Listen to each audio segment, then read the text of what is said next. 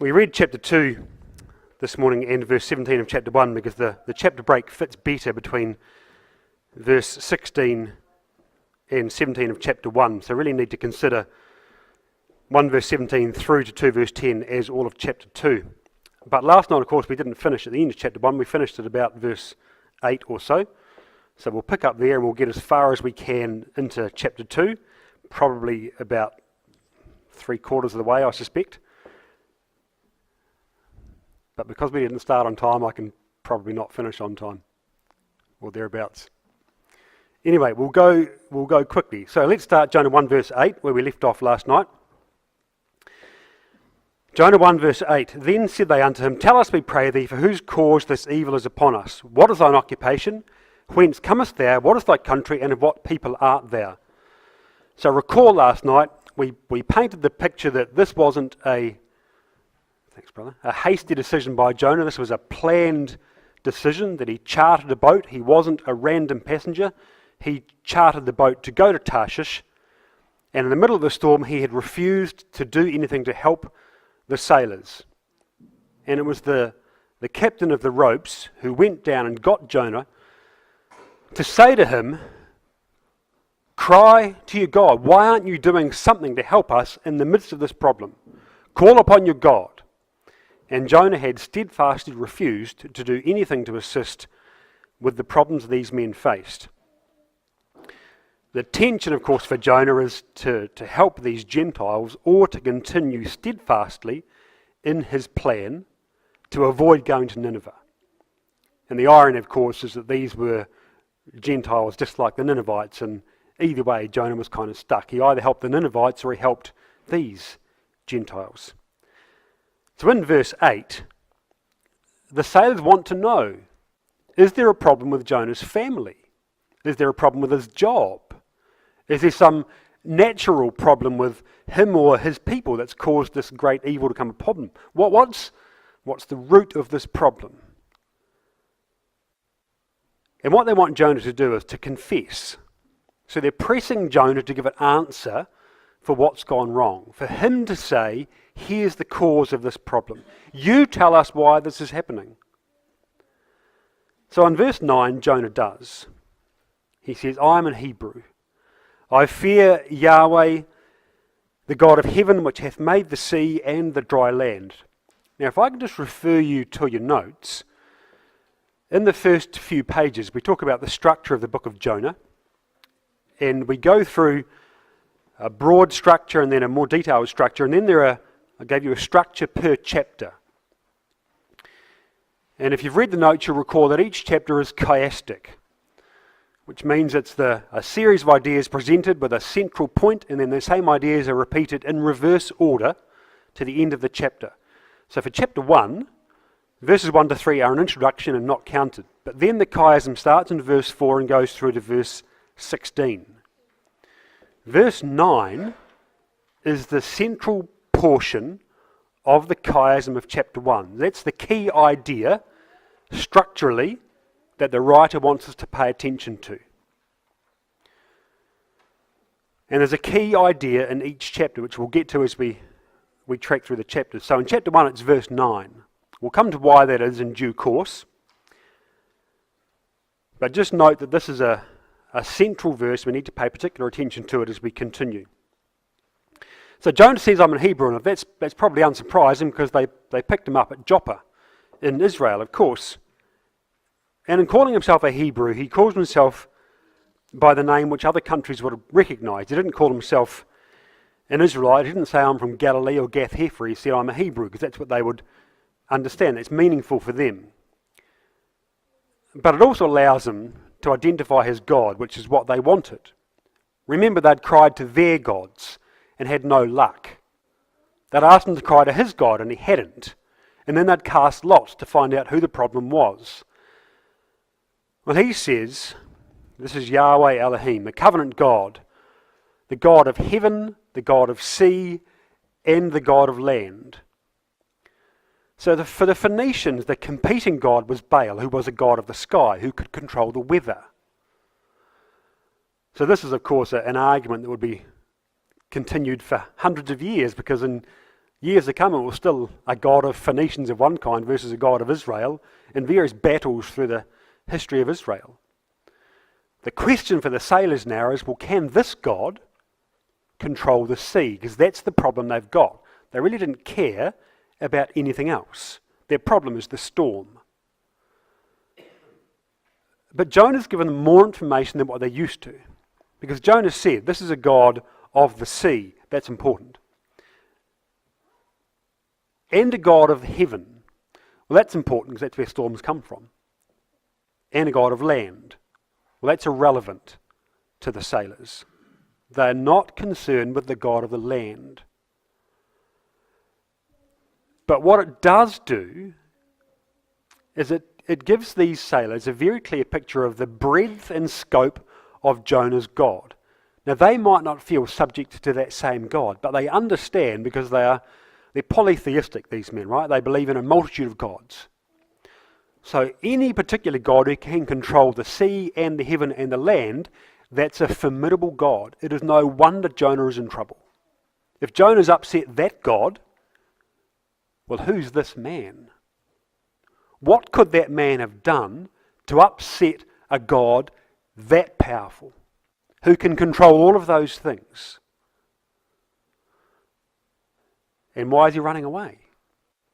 So they ask Jonah a simple question, but he gives them information that would cause them to ask a number of further questions. And if you think about the way the word represents these things, well, the sea is the nations, isn't it? And when God brought the dry out of the sea, well, that's Israel. And the heavens are where the powers are and where God dwells. So what Jonah says is, this is the God over all things. This is the supreme deity who controls all things. Well, that's a mighty God. And what Jonah doesn't do is to say, I'm afraid of my God before whom I've sinned. Jonah just said, I'm afraid of this God. I fear Yahweh. I reverence that God. He doesn't say, and I've done some foolish things and I'm in trouble. He just says, I fear that God. So what Jonah does, and what Jonah only does, is to declare his position. It's a statement of fact before them. He gives them no information about his occupation, about his family, about his land, about what he might have done, which are all the questions they ask. He doesn't answer that question. He just says, I'm in Hebrew and I fear Yahweh. But that's a fearsome God. And through the book, of course, you see that this God clearly is in control of all things. He controls the storm. He controls the heavens. He controls the fish. He controls the gourd. He controls the worm. He controls the sun. He controls all things through the book of Jonah. That's the God that Jonah fears. And so, consequently, verse 10, Jonah chapter 1, the men were now exceedingly afraid. They were afraid earlier of the storm. They are now exceedingly afraid in verse 10 because of what Jonah told them in verse 9 and the implications of who this God is. So they say, as you would, why hast thou done this? Because they knew that Jonah had fled because he told them. So what have you done? What's the story? So you've got to understand now, of course, the disbelief these sailors have. How incredulous they might seem at this man. Why would you flee from a God of the sea by taking a sea voyage? That seems foolish, Jonah. When you're not even a sailor, why would you do that? Surely you know that that would imperil everybody on the boat. Well, he'd told them he was fleeing from his God. And in the first instance, that would mean to them, that was a God of the land. If you come with me to 1 Kings chapter 20, here's how they would think. Because they have a particular view of what a God is, and if they're unfamiliar with the idea of Yahweh, the God of Israel, they would think about Jonah's God the same way they'd think about their own gods, which is like this in 1 Kings 20, verse 23.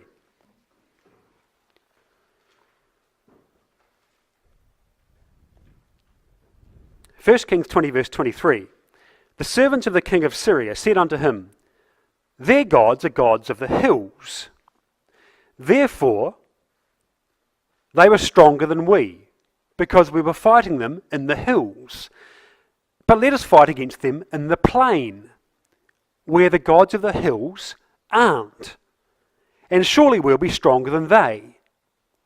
So what they understand when Jonah says about his God, they have a God who's a God of their neighbourhood, who's a God of their town, or the hill, or the forest, or wherever that God is domiciled. And that's the extent of that God.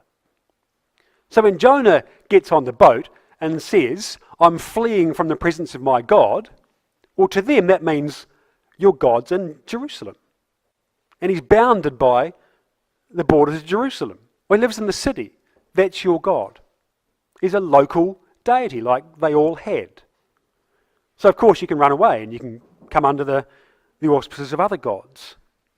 Well, that's what they would have thought when Jonah said, I'm running away from God.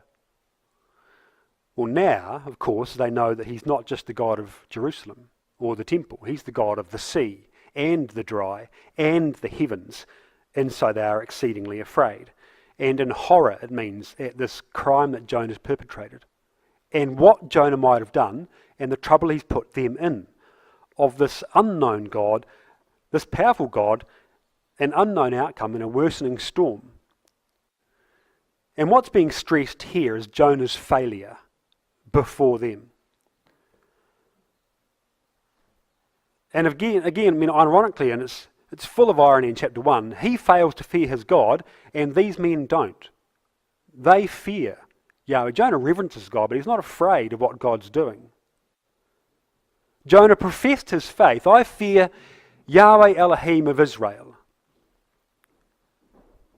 the God of all things, everywhere. He's omnipotent, he's omnipresent.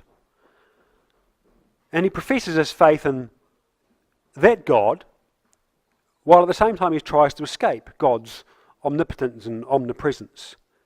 And by his very actions he denies his own belief in that same God. That's how the sailors would think about Jonah.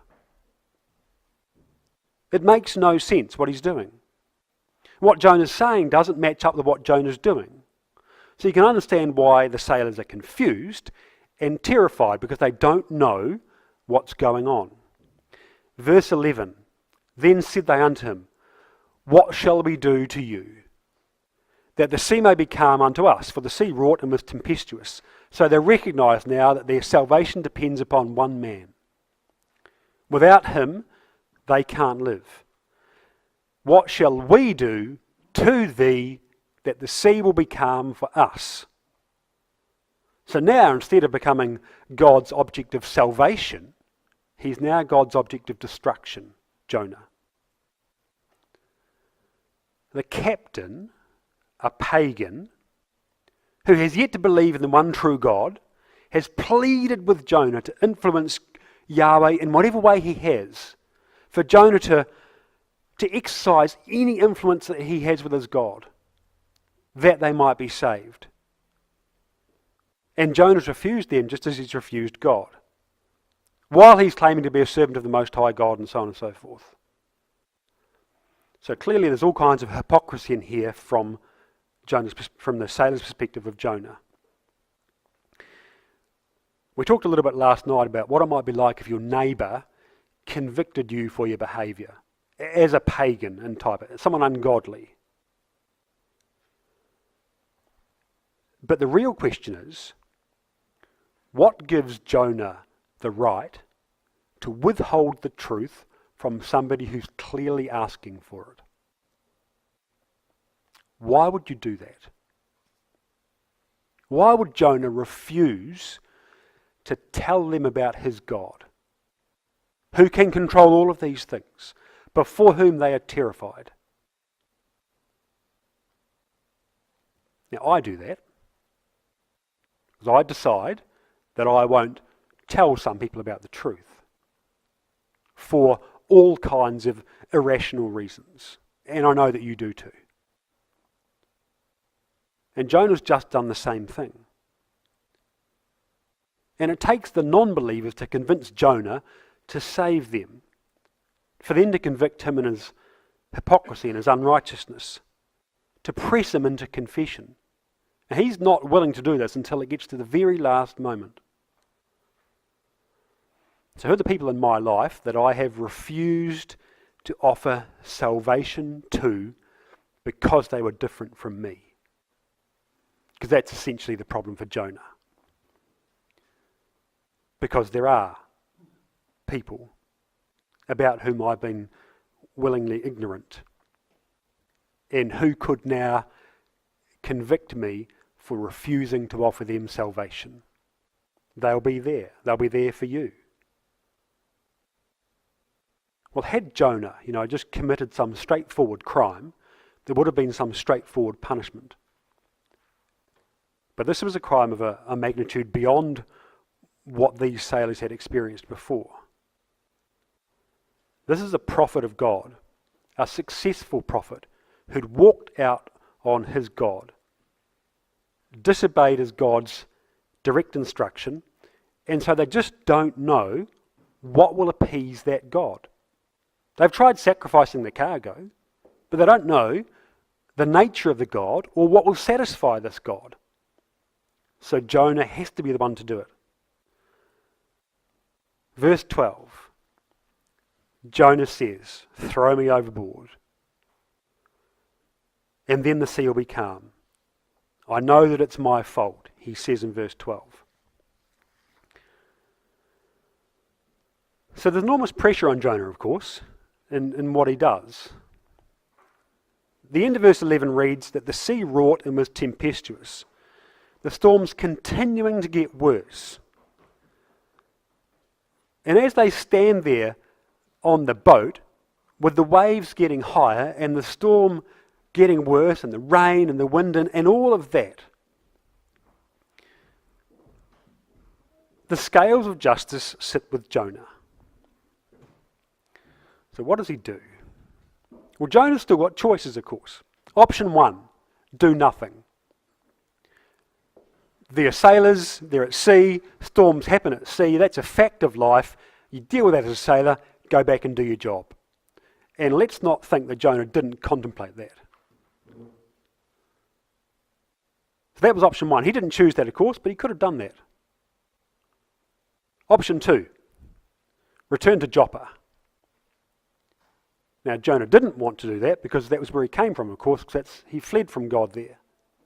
Well, that would suit the sailors, wouldn't it? That's a quick option. Go back to Joppa and start again. That would have saved the sailors, potentially.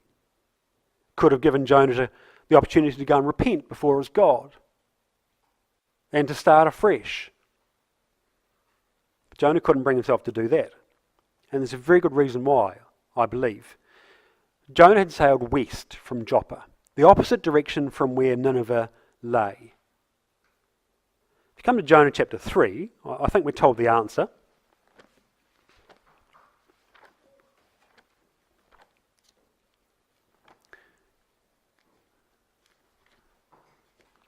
Jonah chapter 3 and verse 4.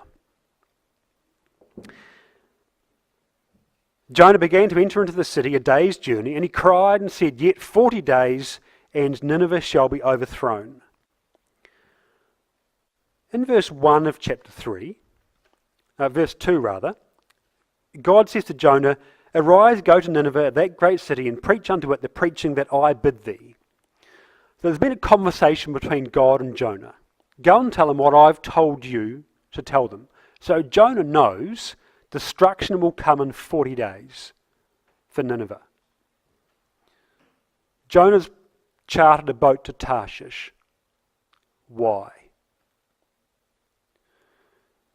Jonah just needed to get 40 days out. That's all. I just need to exhaust a 40-day period to avoid my responsibility for 40 days, and judgment will come on Nineveh. That's it. Not complicated. I just need to wait. I'll charter a boat. It's going to take 6 weeks to get to Tarshish, or more. And return journey, 3 months, I don't know. It just needs to be 40 days. And that's all. I'm not going to Nineveh. I just need to avoid my job for 40 days. Nineveh will be destroyed. My people will be saved. You can see it's entirely logical what Jonah's doing. Makes very good sense in Jonah's mind. But he discards that option 2. Option 3, jump. He could have just sacrificed himself perhaps. Said, I'll just go overboard myself. That would perhaps be a compassionate response. That he might have just gone and done it. And Jonah knew he's being disciplined by God. But Jonah didn't take that option either. He made the sailors do it. Throw me overboard, you do it. Jonah would still expect to drown. Perhaps it made the outcome easier to bear. I'm not sure. But Jonah asked them to execute judgment on him rather than executing judgment on himself. So as Yahweh cast the storm, the sailors cast lots and Jonah instructs them.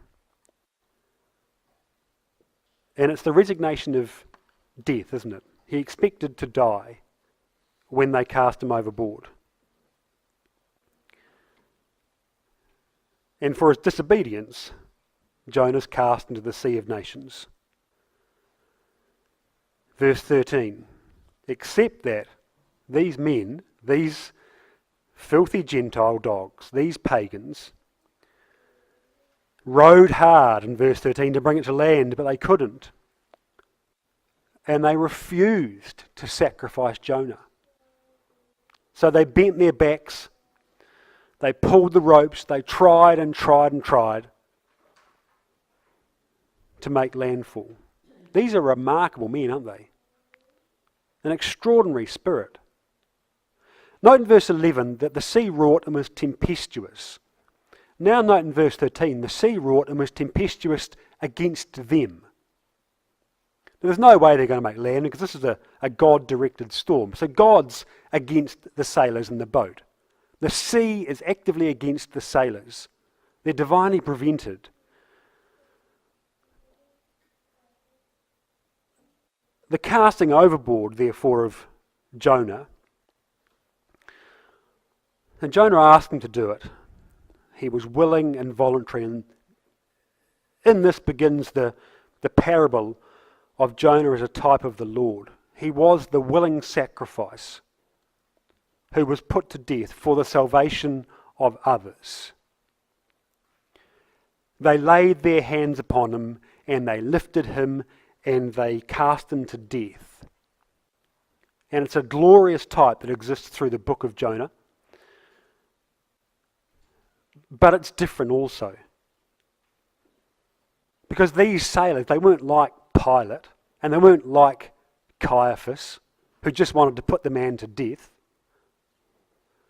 These were heathen, these men who showed a greater moral understanding than Jonah. They understood in some crude form the character of this God. When the Lord was sacrificed, he would pray for forgiveness for those who would put him to death. Jonah didn't do that. So while he's a wondrous type in other ways, he's a terrible type in others. Here, the sailors themselves pray for forgiveness. These sailors, Gentile converts from the first overseas preaching effort, which Jonah had tried to avoid, and here he is converting nevertheless. And these pagans showed more concern for one single prophet of Israel than the prophet of Israel showed for an entire nation. And they did what they could to save him. Ultimately, though, of course, verse 14, they realise they can't. And so they do the only thing they think left to do, which is what, of course, Jonah has thus far failed to do. They cry unto Yahweh. We beseech thee, O Yahweh, in verse 14, we beseech thee, Let us not perish with this man's life, and lay not upon us innocent blood. All key words, aren't they? For thou, O Yahweh, hast done as it pleased thee. They couldn't be sure they were doing what God wanted in the way that God wanted them to do it, but they were trying. And you can understand that they probably feared themselves for their own lives because they were taking the life of one of Yahweh's chosen servants. So it's a really hard position Jonah's put these men in. Nevertheless, verse 15, they took up Jonah and cast him forth into the sea, and the sea ceased from her raging. Once they had prayed. What's Jonah thinking while these men are praying to his God? Does it prick him at all?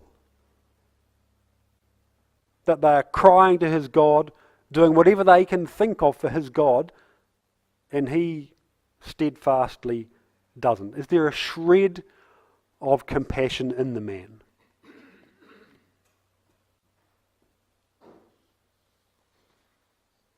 We don't know what Jonah thought. It's an interesting exercise to consider it. But in the end he didn't, and he accepted that death was his due. That was the wages for his actions, and he stood by to be executed. So they do. And the sea ceased from her raging. It means literally that it stood still from its anger. And immediately, it's all calm. The wind stopped, perhaps the clouds cleared, it's a sunny day, the ropes creak, the sail flaps a bit, and that's it. What would you do then? Well, that was strange, wasn't it, fellas? Never seen the like of that before. What do you make of that? What kind of God is that? Well, I don't know how the conversation on the boat would go next, but it's fascinating to consider what these men did. Perhaps they just stood around lost in their thoughts at the power of this God who can calm the sea like that. Perhaps they wondered about the specialness of this man that would cause his God to do that in a moment. Absolutely, they were part of something significant and special, and they knew that. Verse 16, then the men feared Yahweh exceedingly and offered a sacrifice and made vows. Now they'd had proof, hadn't they, that this was a God of the heaven and the sea and the dry. They'd feared the storm in verse 5. There was terror in the storm in verse 10.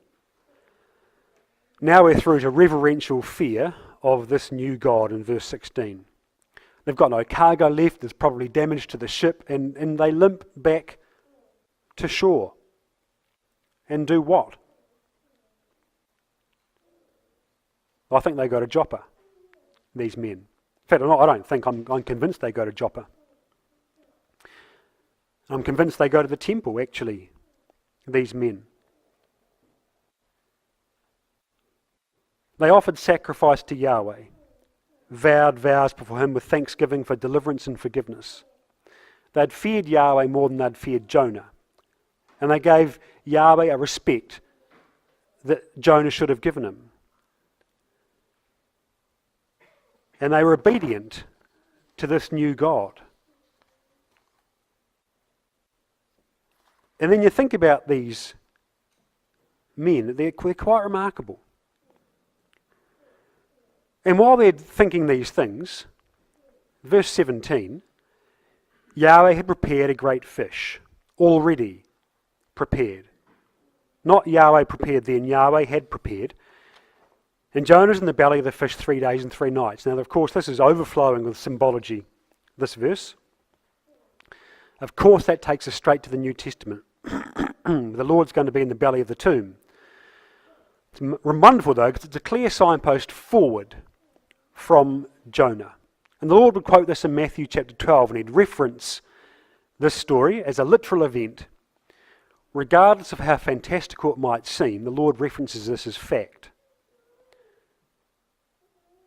And as wondrous as it was for the Lord to reference it back, it was also wondrous for him because it referenced forward. Because he knew Jonah was 3 days and 3 nights in the belly and was then expelled. And though I'll be crucified and I'll be in the belly of the earth, I will be expelled from the tomb. So it was a wondrous reassurance for the Lord that Jonah was vomited up by the fish, because it pointed forward for him, faith in his Father, comfort in the plan, that the things that have been said will come to pass and I will be at the right hand of God. So the Lord could take all kinds of comfort from the story of Jonah. But for the immediate audience, there were other things. The fish was prepared by God that it might swallow Jonah. And swallowing's never good in the scripture. In fact, it's almost always very bad when things get swallowed. Death, destruction, and being overcome. It's a very hostile word. The initial inference, of course, is that God's going to execute Jonah with the fish. And he wasn't, but the sailors wouldn't have known that, not that they probably saw the fish. And Jonah didn't know that. For Jonah, this is a vehicle of destruction, and being swallowed by the fish meant death. Well, why not? Why not save Jonah some other way? Why not some of the floating cargo, the flotsam and jetsam off the boat that Jonah could have grabbed hold of? Jonah didn't have to go into the fish, did he? So the fish itself is significant, and it really is. In your notes, I've made the argument this is the basking shark. And there's some photos of different kinds of fish. The Hebrew word is just the word dag, which can just mean a sea creature of some kind. So there are really only 3 options for what this can be. The whale shark, which is big and appropriate, and it's a mouth feeder. It swims along with its mouth open, collects little fish, but its esophagus is too small for a man to fit through. You don't find them in the Mediterranean either. Sperm whale, big enough. They live in the Mediterranean, and it could do, but the better is probably the basking shark. It's also just a vacuum cleaner, swims along at about 2 knots an hour, takes thousands of litres of water an hour, and it's got a huge esophagus, large enough for a man to fit through. And in the photo I've got, you'll see there's a diver swimming by the fish. They are unafraid of humans. They're large and docile, these things. But the fish has to teach Jonah a lesson. So this was God controlling the uncontrollable. Nothing at all is left to chance in the story.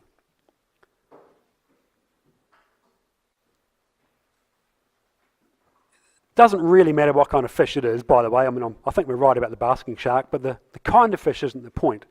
The nature of the fish and what the fish does is really what God wants to teach Jonah. So verse 2, Jonah chapter 2, verse 1 rather, Jonah prays unto Yahweh, his God, out of the fish's belly. So verse 2 is at the end of the time in the fish. And I think it's wonderful, really. It's just a little reminder. There are lots more. It's a reminder it doesn't really matter where we are or what we're doing, we can offer prayer. And here are some that I just had a quick skim. It doesn't require formality in many occasions. Jonah can offer a prayer from a fish's belly. We can offer prayer anywhere, anytime, for no reason at all other than the opportunity arises to offer prayer. Pray without ceasing, and so forth.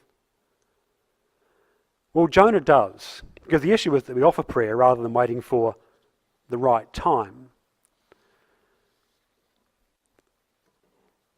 But it's an interesting set of circumstances, because for a Near Easterner, given that they didn't like the sea, drowning was an entirely ignominious way to die.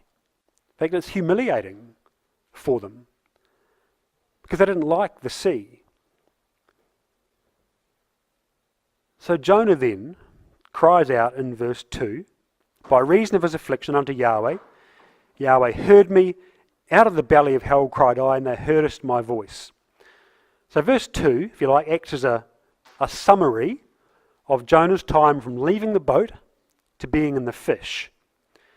And then through to verse 7 is the raw emotion of a man drowning as he sinks.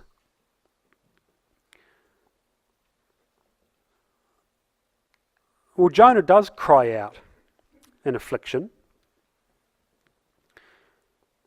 And the sailors cry out in affliction.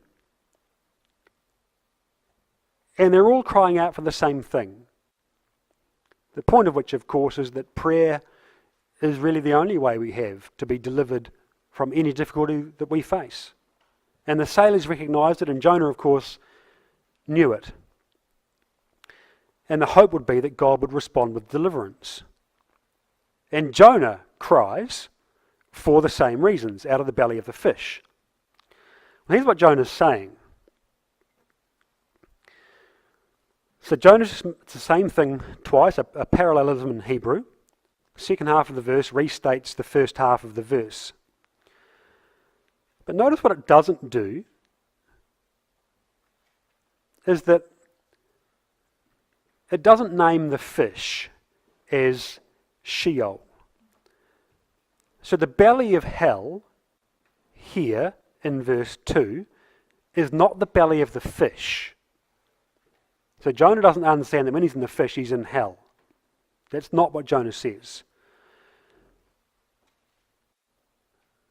His affliction is in the belly of hell. So what Jonah actually means is, I'm in the womb of the sea. I've been swallowed, and I'm in the belly or the womb of the sea itself. So you come over to Isaiah 5. Here's the same kind of idea. So Jonah's just personifying the sea, and he's giving it the form of a person. So in Isaiah 5 verse 14, you see the same idea. Isaiah 5 verse 14. Isaiah said, therefore, hell hath enlarged herself and opened her mouth without measure. Their glory, their multitude, their pomp, and he that rejoiceth shall descend into it. So what Jonah is saying is, the fish is essentially just a figure. I've been swallowed by hell right down to its belly, and I'm stuck right in the depths of the sea. Swallowed by the grave right down into its belly. So what he's doing while he's in the fish is telling the story of getting to being in the belly of the fish. He tells the story of the sinking, he tells the story of the weeds, he tells the story of the blackness of the crushing weight of the water, fading light, fading hope, and a last ditch prayer to God, from whose pleasant presence he fled, that the same God he's rejected might not reject him. The hypocrisy of all of that. I don't want to do what I've been asked to do, but I'd like you to do what I'm asking you to do, if that's all right. Now Jonah's got some currency with God. I appreciate that because he's been a faithful prophet. And faithful people do unfaithful things. David was a faithful man and did some terrible things, but God would listen to David. And God would listen to Jonah. This is the first bad thing we've seen of Jonah's life. We don't know everything else, but by and large, we assume he lived a faithful life.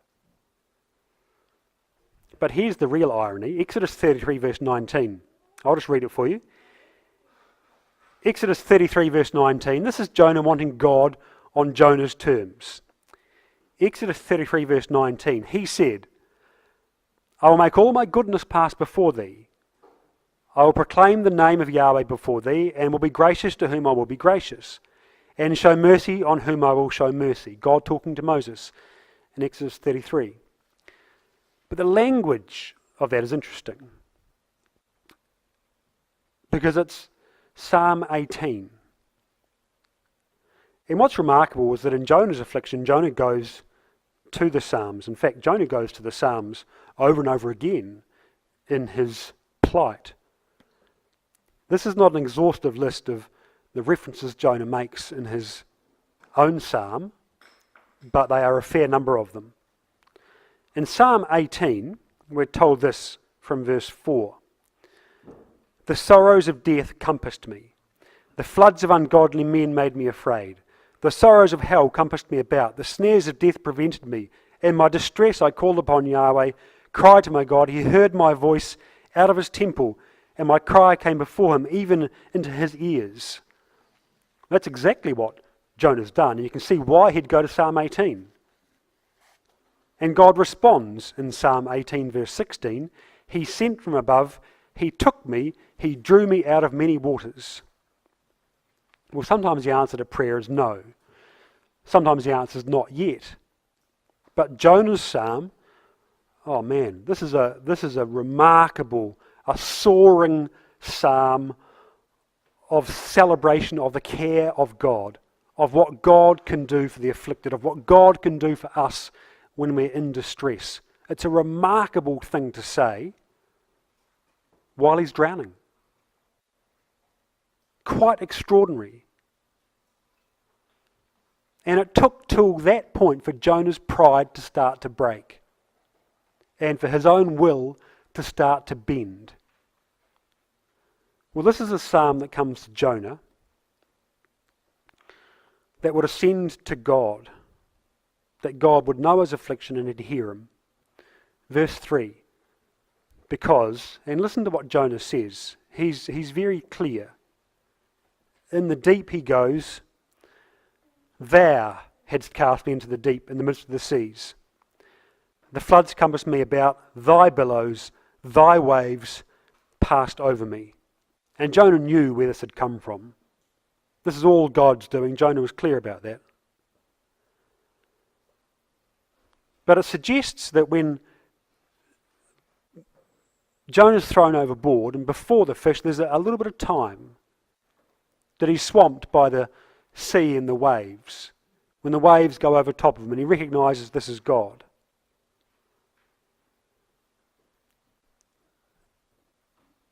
And when Jonah says, in the midst of the seas, it means heart. This is Jonah continuing with the personification of the sea. He's been in the belly or the womb. Now he's in the heart of the sea. And it's probably this the Lord references in Matthew 12, verse 40. Because the Lord said, as Jonah was 3 days and 3 nights in the whale's belly, so shall the Son of Man be 3 days and 3 nights in the heart of the earth. Which is the language that Jonah uses to be in the heart of the sea. And when Jonah says, the floods compass me about, the word's better rendered river, which gives us two interpretations. To later readers of the book of Jonah, so for those around the time of the ancient Greeks and the Romans, the Mediterranean was a river. That's how they considered it. In fact, they would consider the entire ocean to be a river, but for some of them that was the entire ocean. So in some of the later works of the famous Greek writers, they would write about the sea as a river. So when Jonah says, the river compasses me, that's what they might think. But probably, and a more interesting one really, is that it's probably a current in the sea rather than the whole sea itself. And in the Mediterranean, the current flows from west to east. So it would take Jonah towards Joppa. And if he stayed in the current, he'd bump into the coast of Israel. And then the current goes north. So what Jonah probably means is he's just dragged along by the current and he goes under the water. Could Jonah swim? Probably not. Was he fully clothed? Probably. So Jonah's going to go under, in a natural sense, reasonably quickly. And then Jonah just goes, and you can see the references on screen over and over again to the Psalms. Psalm 42, for example, he says this, my soul thirsteth for God, for the living God. When shall I come and appear before God? Well, that was the God that Jonah had left behind, from whom he'd fled. Psalm 42 verse 3, my tears have been my meat day and night, while they continually say unto me, where is thy God? Well, that's what the sailors had said to Jonah on the boat. Psalm 42 verse 4, when I remember these things, I pour out my soul in me, for I had gone with the multitude. I went with them to the house of God with the voice of joy and praise, with the multitude that kept holy day. Well, Jonah had been in the house of God and he'd left it to avoid his commission and to throw in the towel from the temple. In Psalm 42 verse 7, which is particularly the bit Jonah uses, deep calleth unto deep at the noise of thy waterspouts, all thy waves and thy billows are gone over me. Well, here's the hard question though, brothers and sisters, and see how you go with this. I failed this. Jonah's pulled under by the weight of his clothes and the billows and the waves, the pull of the current, and he goes under. Cast in the sea, Jonah thinks God's turned his back, as you might. That he's cried to God, and I'm drowning, and there's no hope. Psalm 31 verse 22. I said in my haste, I am cut off from before thine eyes. Nevertheless, thou heardest the voice of my supplications when I cried unto thee, in Psalm 31 verse 22. Well, he's turned his back on God and now he wants God's help. Forgets God when things aren't going his own way. He wants God when he wants God. Well, that's not how God goes. Well, in verse 5 of Jonah 2, he's drowning. The depths close about, the weeds about his head, and he recognises that this is really hopeless. There's probably no way out. So Jonah's giving way to the burden of impending death. And in verse 5, when he uses the word depth, that's the same word used in Genesis 1 verse 2, when darkness was upon the face of the deep. So this is the chaotic, dark, unbridled, uncontrolled place that the sailors feared and that the Jews didn't like on the sea. It's that, the chaos of Genesis 1 verse 2. And Jonah recognises there's no God there. It's just darkness on the face of the deep, and I'm in the belly of that place. And you can sense his despair. Because that's what the world was like before there was light and before God moved upon the waters. So in verse 6 of Jonah 2, down to the bottoms of the mountains, the earth with her bars was about me forever. Yet thou hast brought up my life from corruption, O Yahweh my God. So for Jonah, well, there's nowhere else to go, is there? He can only go down. And he sinks to the sea floor or thereabouts. Surrounded by the mountains and the sea, surrounded by the sea, buried in the heart of Sheol, surrounded by the bars and gates of the grave. Take a step aside from Jonah. Every culture has a story like this, in some way or shape or form. Some kind of underworld mythology. We saw last night the Greeks had Hades, and you'd pay your fare to the ferryman and he'd take you across the river Styx, and then you'd go into the underworld. Well, that was their story. The Babylonian had a different argument. Their realm was surrounded by 7 walls, was ruled over by Urkala, who ruled that place. And you had to get through the 7 gates to get to the dark place where the dead resided. And so on they went. And every other culture has a story like that of some kind. Well, for the Jews, it's the prison house of Sheol, which is why Jonah talks about the bars and the gates. And if you think about Samson, well, it's the bars and the gates that fortify you and lock you in, which Samson had to break out of the walls to escape. So that's the kind of story Jonah's painting. I'm trapped in this prison house, and there's no escape from prison. Impenetrable city, surrounded by a mountain fortress, and that's the belly of Sheol. Well, how long does that take? I've got a little note in your notes about how long that might have taken. Jonah doesn't drown, and when Jonah's writing this psalm, clearly he's conscious from when he goes into the water all the way down to the bottom, because he can retell the story from the belly of the fish. But it isn't long, and what it does say is how remarkably well timed the fish is. There's a very clear process for drowning that I've got in your notes. Maximum time to drown, 10 minutes. Probable time to drown, 3 minutes. 6 minutes for probable drowning, but 3 minutes before you're unconscious. And then there's loss of oxygen to the brain, then complete loss of oxygen, and then you die. And it's predictable, well-timed, and everyone's exactly the same. What it means for Jonah is God's got to time the fish to the second. When it says earlier on God's prepared a fish, he really has, to just the moment for the fish to get Jonah before Jonah drowns. All Jonah sees is the door slamming on the prison house and the key in the lock and the lock being turned, and there's no escape.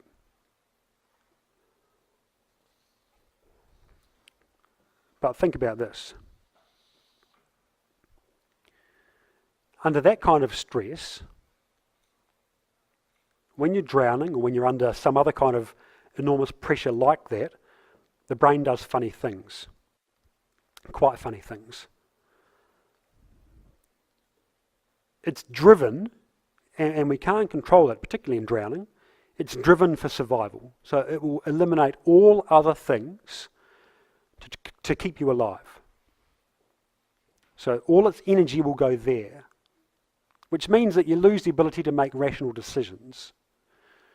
You can't suddenly plan what you might do if you're saved. You're not thinking about tomorrow's lunch, you're thinking only about the immediate circumstances. There's panic initially. You hold your breath, after a while you can't do that because the body's starting to cannibalise itself. And the brain's just fighting to keep you alive.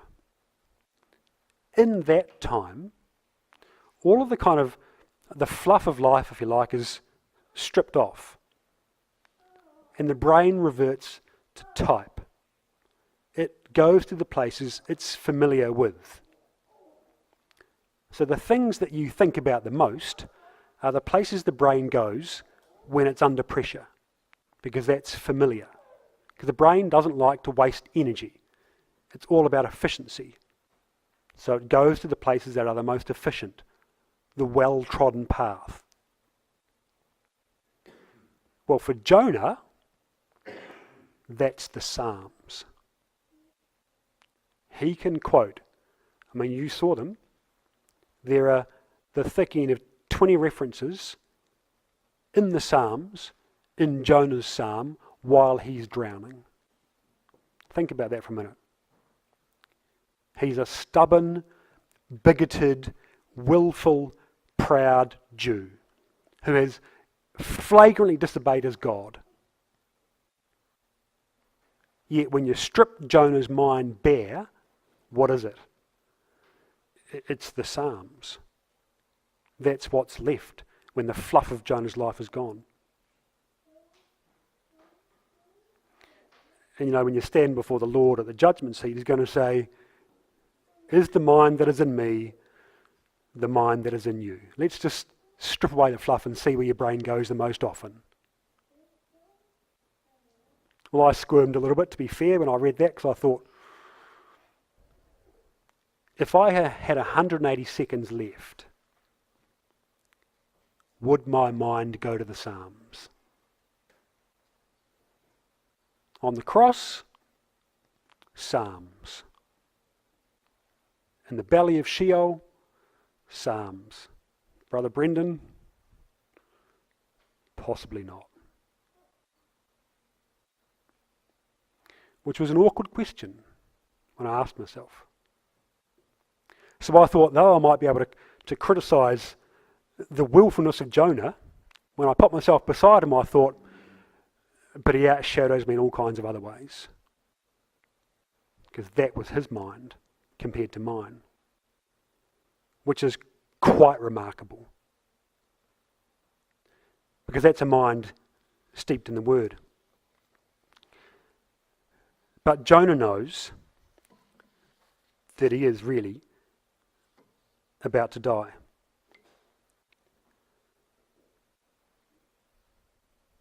Let's finish on verse 7.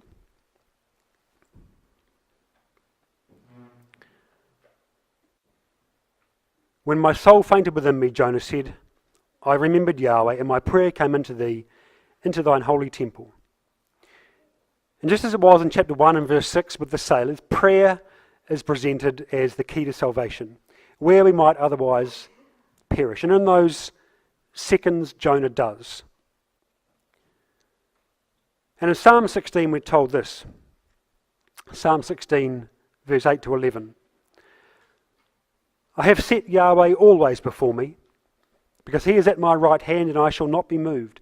Therefore my heart is glad, and my glory rejoiceth.